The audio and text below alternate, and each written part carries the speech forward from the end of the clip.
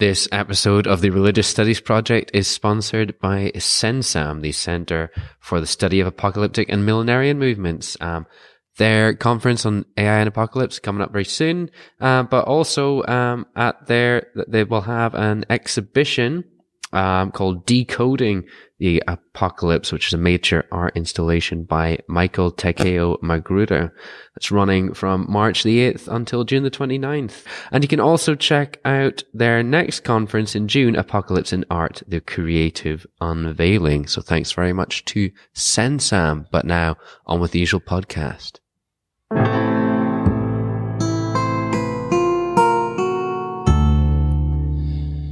Welcome back, dear listeners, to the Religious Studies Project. As always, I'm David Robertson. And I think I've always been Chris Carter. You have as long as I've known you, certainly.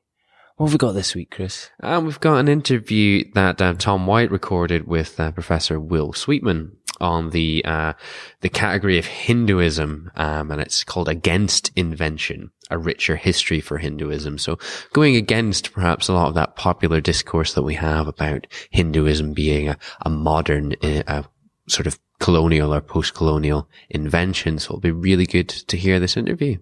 It will indeed. Let's hand over.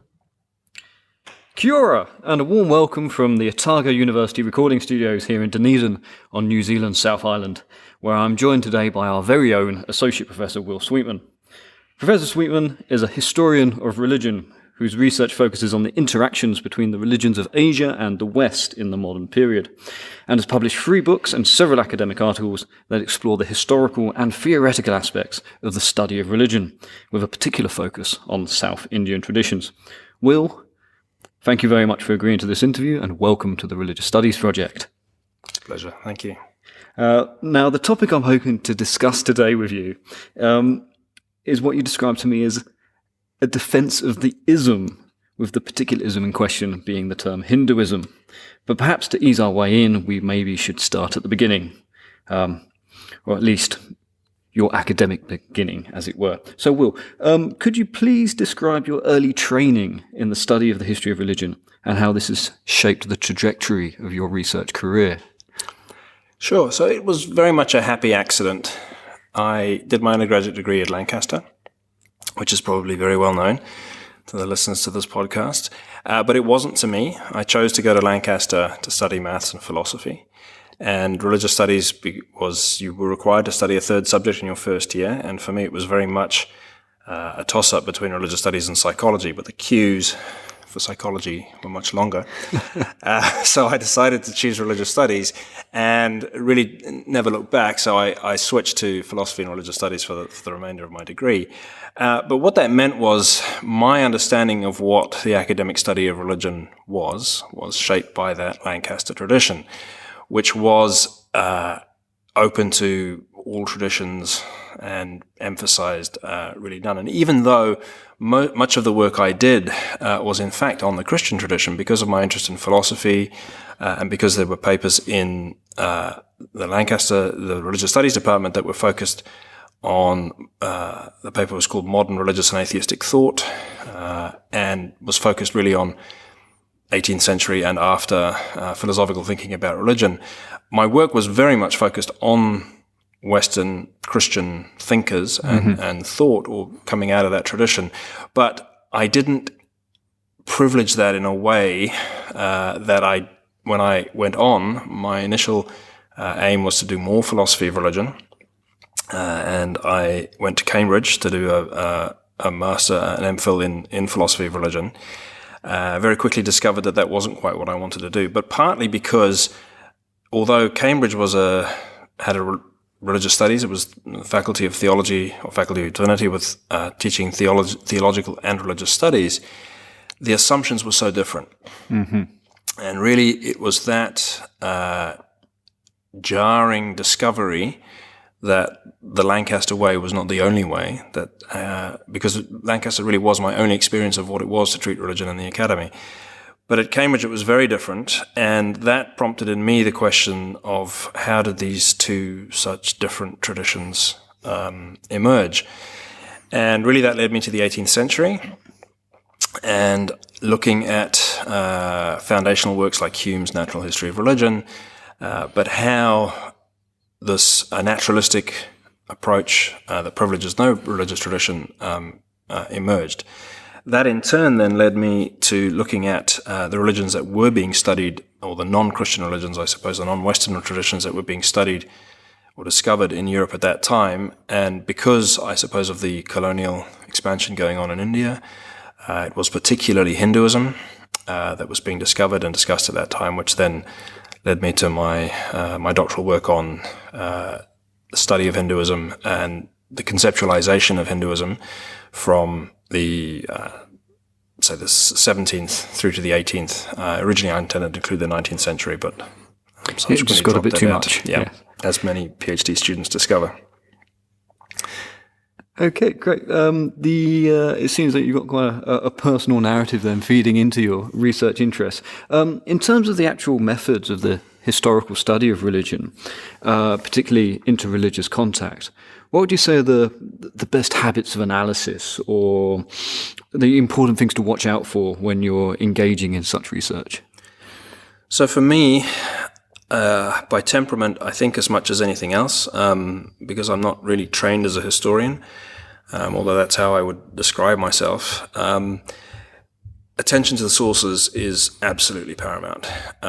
And that means, particularly in the context of what we're talking about, or where most of my work is set, that is the period of European expansion overseas, encounter with and study of non-Western cultures.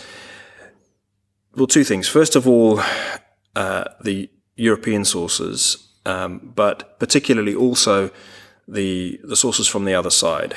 Now, that's always harder, I think. There may be a few exceptions in some later periods or highly literate cultures, but certainly it's much harder generally to recover the voice from the non-European side of the encounter. Harder, but I would say not impossible.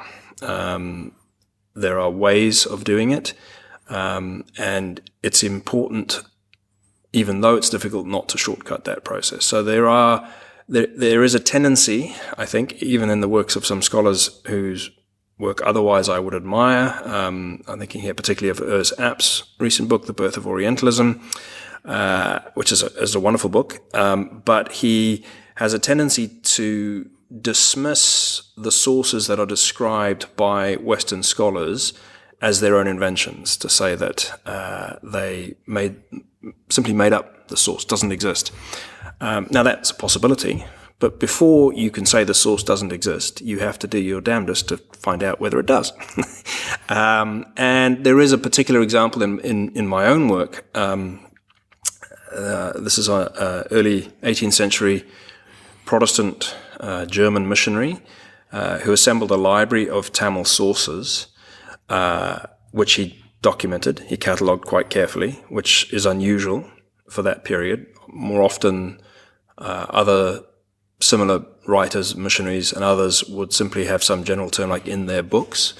But he identifies the text, and some of them are very well known, and it's not difficult to identify them. But there's one particular text which he said is the most important of all the Hindu texts.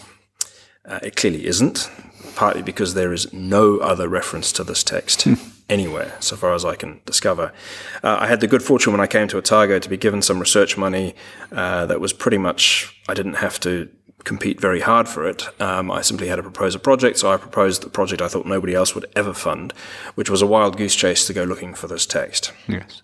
And courtesy of a brilliant research assistant, Ilakuvan, who worked with me, a young Tamil scholar, it took him about 10 or 12 months going through archives very diligently, and he found the source.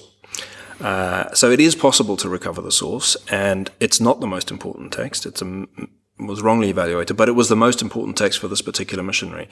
And by reading this source, we can see what he's doing with it and how that's shaping his own account of Hinduism, which is undoubtedly shaped by his Protestant Christian presuppositions. And so this is the missionary Bartholomew? Siegenberg, sorry, yeah. Siegenberg. Yeah. Siegenberg. Siegenberg. Siegenberg. Siegenberg. Siegenberg. Siegenberg. Siegenberg. Siegenberg. Siegenberg. Siegenberg. Siegenberg. Siegenberg. Siegenberg. Sorry, yeah. So it is fed through his Christian presuppositions, but it isn't sheer invention. He is following a text, and what's interesting about this text is that it's a basically monotheistic text. So when Ziegenbalg describes Hindus as monotheists, this is not it's not only a relic of Christian assumptions about the natural light of reason and a universal revelation, but the result of his reading, his close reading of a text that we can now sort of follow him and read that text and discover. So that's why I would say the key thing is attention to those sources. On the European side of the encounter, I would also I regularly bemoan the fact that because the sources are thickest in the 19th century, and because the vast majority of people who work, particularly Indian scholars, but not only, who work on these sources are Anglophone, that's all they read is English sources. And it's really important, I think, to look at sources in other European languages. And there are, of course, people looking at those languages. I've recently started using Portuguese sources, which are the most amazing mine of material, and they have been read, but largely they've been read by Portuguese scholars who tend to publish in Portuguese. Not exclusively, there are exceptions to that. But so I would say that going beyond the Anglophone sources, or rather the failure to go beyond the Anglophone sources, is a particular problem in much of the historiography of colonial encounters of religion. Again, there are exceptions, but as a generalization. So the importance of linguistic analysis and making sure that you're covering all the different cultural, colonial experiences of the European adventure. Perhaps relating to this, at the start of your book, Mapping Religion, Hinduism and the Study of Indian Religions, 1600 to 1776, published in 2003, you equated the dominant history of Hinduism in India as a just so story. What did you mean by this? So a just so story, as I'm sure you know, is Kipling's stories of how the leopard got his spots and so on. And I think there are a couple of accounts of how many of the terms that we are familiar with in the study of religion, how those terms came to be used. So in the case of Hinduism, there's a popular account that this was a matter of divide and rule, that the British, by dividing Muslims from Hindus, were able to dominate both, set them against each other. Or there's another story, which I first heard from one of my teachers at Lancaster, which was that the missionaries needed an opponent. They were used to systematic debates, and therefore they constructed an opponent with whom they could have a debate. Now, what's just so about these stories is though it could have happened like that. That may be how it happened, but there's no evidence that it did. Or I would say obviously there's a grain of truth in both of those stories, but the real story is much more complicated and involves, again, patient attention to the sources. So in the case in that book, what I trace is how the emergence of the concept of Hinduism as a single pan-Indian religion, distinct from Buddhism and Jainism in particular, emerges, at least in part, from experience of Europeans in India and attention to texts. So the question of the spread of Hinduism as a religion throughout India, but confined to India, and therefore different from similar looking or outwardly similar religious traditions elsewhere in Asia, partly arose from Europeans observing phenomena like pan-Indian pilgrimage, that there are pilgrims from the north of India coming to the major pilgrimage sites in the south, or that some of the, for example, the mythology of Krishna, much of it is set in North India, but there were Europeans reading the mythology of Krishna in South India, in South Indian texts, in Tamil sources, which describe Krishna in Vrindavan and in other places in North India. So it was on the basis of this that Europeans began to connect phenomena of Hinduism in different parts of India. And then the opposite side of the question is, what do you exclude? And again, it was from looking at Indian sources that Europeans decided that Buddhism and Jainism were regarded as more or less beyond the pale. And again, if you look at South Indian religious sources, the Tamil texts, are very clear. There's one Tamil author who devotes one verse in each of his poems to denouncing the filthy Jains and the heretic Buddhists. So, and it was through attention to these sources that Europeans worked out that there was a dividing line here somewhere. There may well have been, and no doubt this idea was consolidated by the practice of censuses by the British, and there was a degree of the other just so story that I mentioned, the idea of missionaries seeking an opponent, so using Indian sources saying, not all Indians agree with us, the Buddhists disagree with you, they say the Veda is an idol worship. So there's a grain of truth in those stories, but the full story is more interesting, I think, and also shows a greater degree of Indian agency in the production of these classifications, or if not directly agency, at least input. Mm-hmm. So the argument that Hinduism is actually a far more coherent set of, or a far more collected system of rituals and beliefs and institutions than perhaps the Hinduism's narrative presents. How do these arguments sit perhaps within more current debates about religion and the public space in India? Is there a way that this kind of scholarship can speak to contemporary issues, perhaps regarding the BJP or Hindutva, and other current religious public sphere issues taking place in India at present? Yeah, it's an interesting question, and there is a danger, I think, that arguing for a greater coherence in Hinduism will give succor to those who argue that Hinduism is the Indian religion and there should be no other. But there's also a danger, and you can see this in the works of some modern Hindutva ideologues or thinkers who present the critique of the idea of Hinduism as an attack on Hinduism. Mm-hmm. So you're trying to tell us that our religion doesn't exist. So in a way, those who, not for that reason, of course, but who have attempted to deconstruct the idea of Hinduism are also able to give, or also in danger of giving succor to those who want to say, see, the West is out to destroy Hinduism, we need to unify and rise up. So, the dangers are, I guess in the end, you can't control how your ideas are going to be used. Some unusual people have cited my work in ways that don't really, were never part of my intention. But you can't control that. You have to go where the sources lead you. And it's not an argument, I think, to say we shouldn't say this because it might be used in a way that's not to our liking. Yes, yes. I'm finding similar questions and challenges in relation to my research in Fiji in terms of where do these ideas feed into other kind of political agendas. But I think you're right. You just have to go where the sources take you.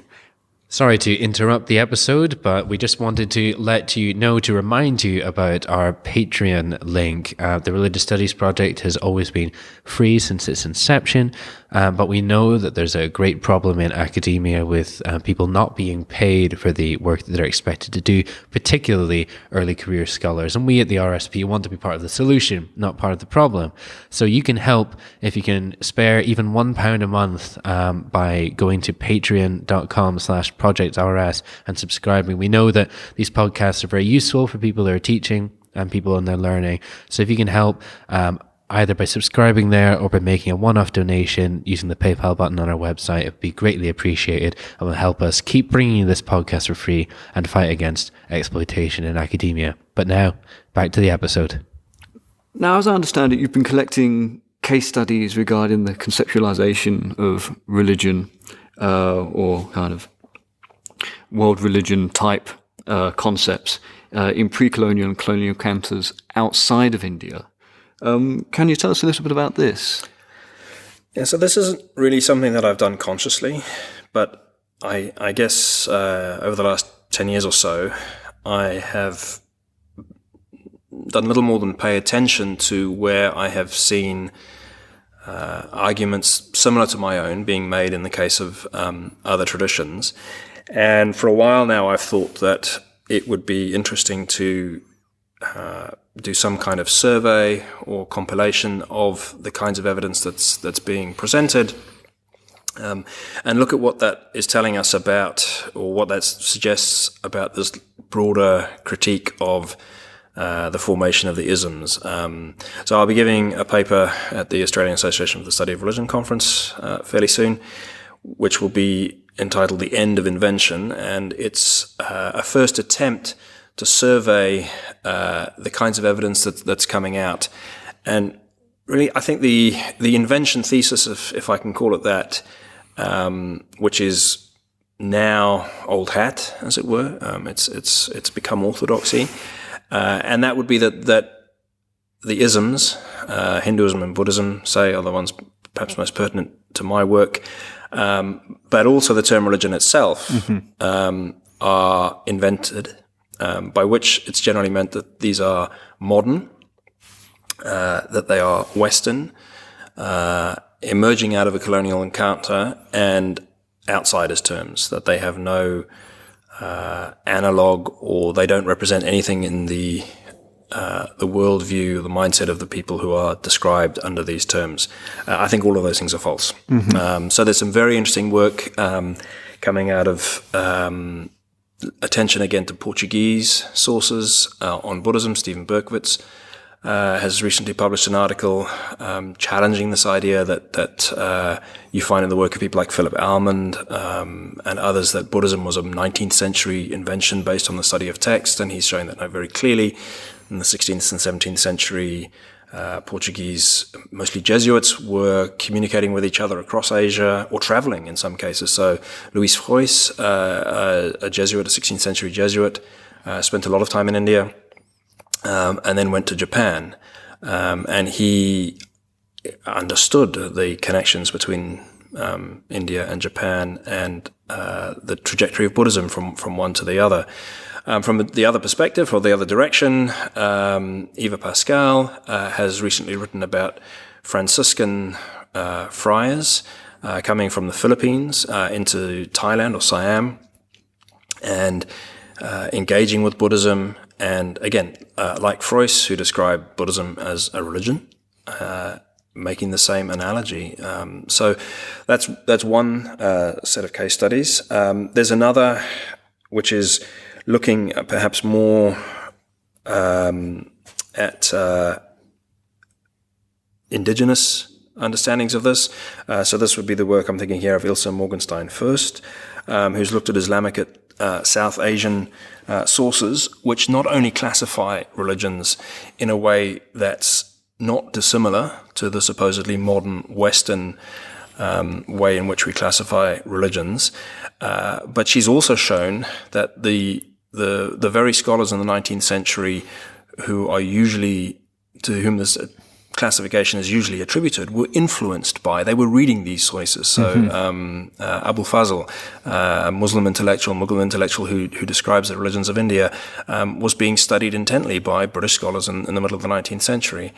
And then finally, I mean, again, you could see that, I guess, the Mughal Empire as a form of cross-cultural encounter. Even it's an empire. But there are even on a deeper level indigenous accounts, and here I'm thinking mostly of the work of Andrew Nicholson, his book Unifying Hinduism. So he looks at pre-modern doxographies from as early as the 6th century in India, which are concerned with classifying the different schools of thought that there are. And some of these are not all Hindu. There are Buddhist and Jain texts, and perhaps particularly Buddhist and Jain sources were interested in this. But what's very interesting is that he shows that toward the slightly later texts, but still very much pre-modern, there is a kind of coalescing of an idea of an astika, so texts that affirm the Vedas, a unification of, it's not quite what we might call Hinduism, but it's not it's not a million miles from it either. So hence the title of his book is Unifying Hinduism. And again, this is not a reaction to either Muslim or Western incursions, colonial structures. It's something coming from within the tradition and within debate between different schools of thought within the Indian tradition. So I think there are some other older works as well. Michael Pye's work on Tominaga Nakamoto, again pre-European influence, Japanese intellectual. Discussing the three religions, the Sanjiao in China, Confucianism, Taoism, and Buddhism. And again, coming up with a generic concept that's not unlike the concept of religion, which is supposedly invented, like everything else, in the 19th century. Okay, well, the argument seems to be that the use of the term religion is older, broader, transects, outsider, insider distinctions. Does that mean that scholars of religion are, safe? Does that mean we can rest easily? Are we no longer at risk from the conceptual tools of our analysis? I think the approach that I would take to this is to say it's better the devil you know. So the work that's been done in deconstructing, historicizing the concept of religion is by no means valueless. I'm not saying we should discard that and go back to a happy sense that this is a natural kind and emerges from the world unproblematically. But I think the proposals from some scholars that we should replace religion with some other term. You go all the way back to Cantwell Smith, and I think cumulative traditions, or Timothy Fitzgerald has made various proposals of things that we might.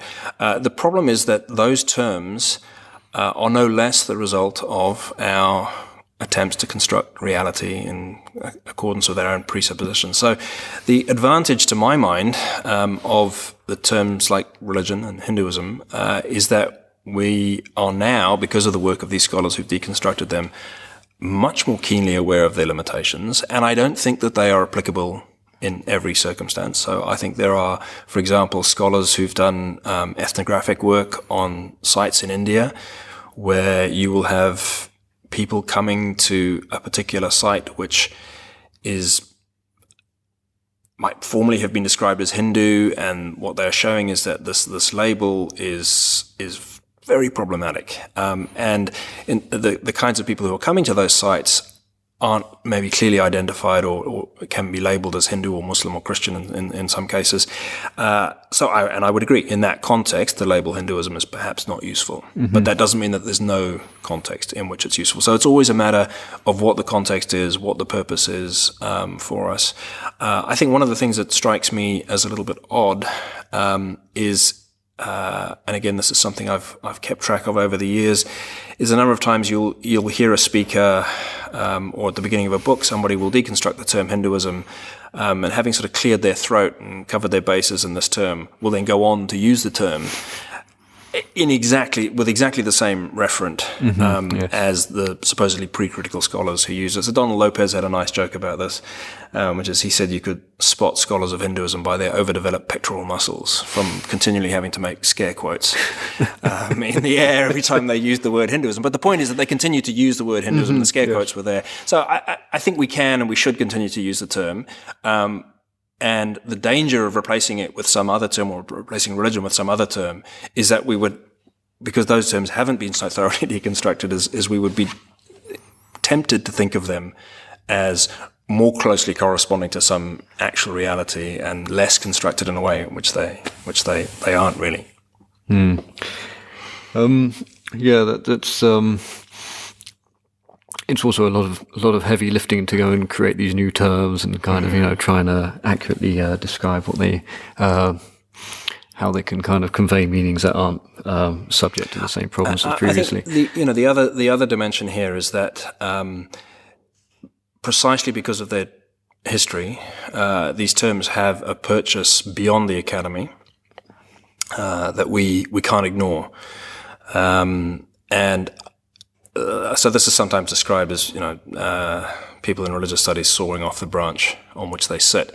Now, if it were the case that the term, there was a compelling argument for discarding the term and disbanding departments of the study of religion, our own financial self-interest wouldn't be a reason to retain the term. But there are other reasons, as I've tried to explain, why I think we should. And given that if we are to speak to the public sphere, we need to do so in ways that are intelligible. And talking about cumulative traditions or hierarchical structures simply doesn't cut it. It just doesn't communicate. Yeah. And we can go on to complicate what those terms mean, but we would be ill-advised, I think, to abandon them from that point of view as well. Yes, I agree. I do agree. Okay, last question, Will.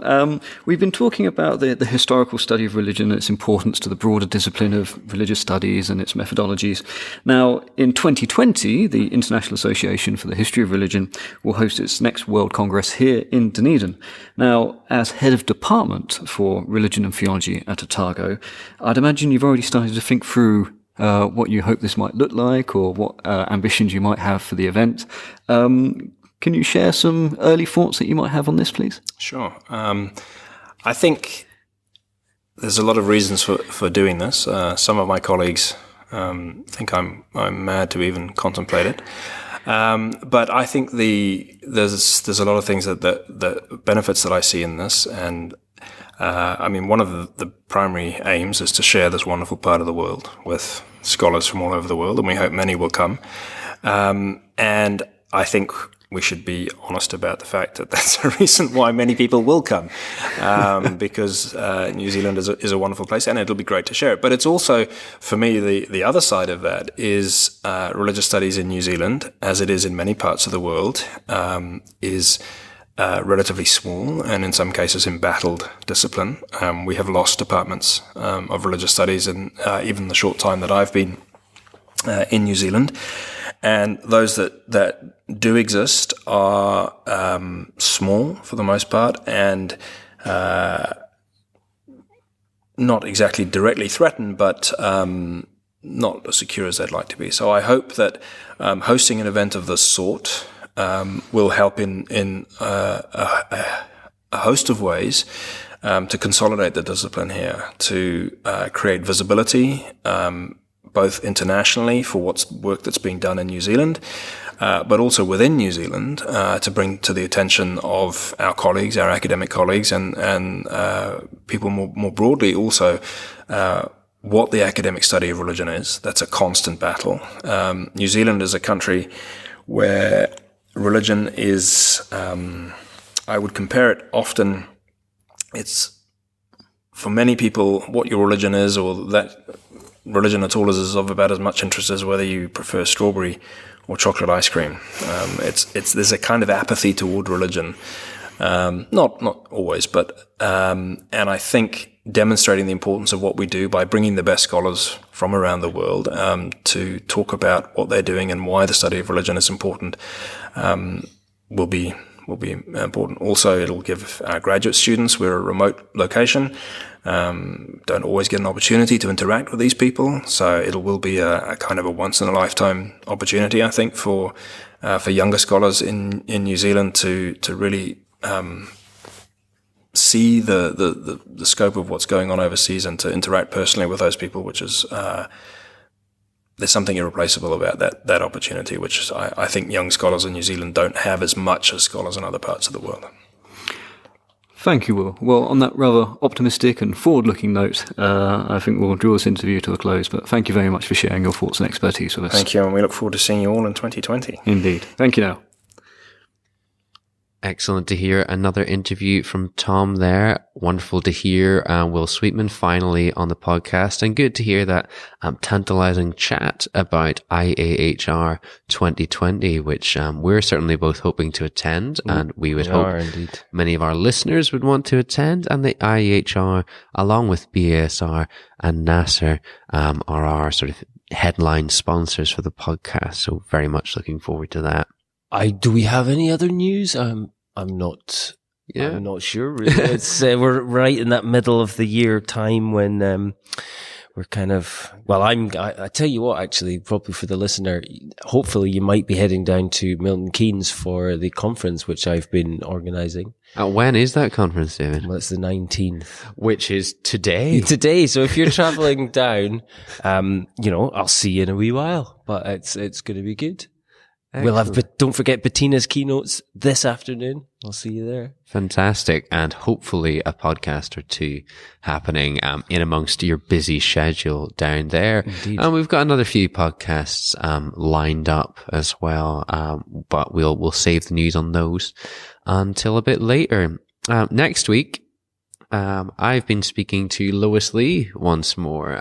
We spoke to her right back in the first year of the podcast. I interviewed her with our esteemed colleague Ethan Quillen on the topic of non-religion. And now, 5 years on, I thought we'd check in. She's now heading up a big research project looking at the category of, quote, unbelief, unquote. Quite a lot's happened in that field in that 5 years. There's been a lot of quantitative work done for a start, which is shaking up a few assumptions. So it'll be interesting to see how that's developed in the past 5 years. Exactly. And also to reflect on broader research that's happening sort of out with Anglophone contexts, Western contexts, and really pushing the emerging field a bit further. But that's next week, so you'll be hearing more from me then. That's next week, yeah. Let's just wrap up and say what we always say, Chris. Thanks for listening. The Religious Studies Project is sponsored by the British Association for the Study of Religions, the North American Association for the Study of Religion, and the International Association for the History of Religions. Brought to you by founders and editors-in-chief Chris Cotter and David Robertson, and managing editor Thomas J. Coleman III. Our features are edited by Jonathan Tuckett, and our Opportunities Digest by Jana Shirley. Podcast transcription by Helen Bradstock, with audio assistance from Gregory Schneider and Samuel Ward. Social media managed by Ray Radford, and sales and marketing by Sammy Bishop. Don't forget, you can support the project using our amazon.com.co.uk and .ca links, or by donating at patreon.com/projectrs. And you can find us on Facebook, Twitter, Google+, YouTube, iTunes, and other portals.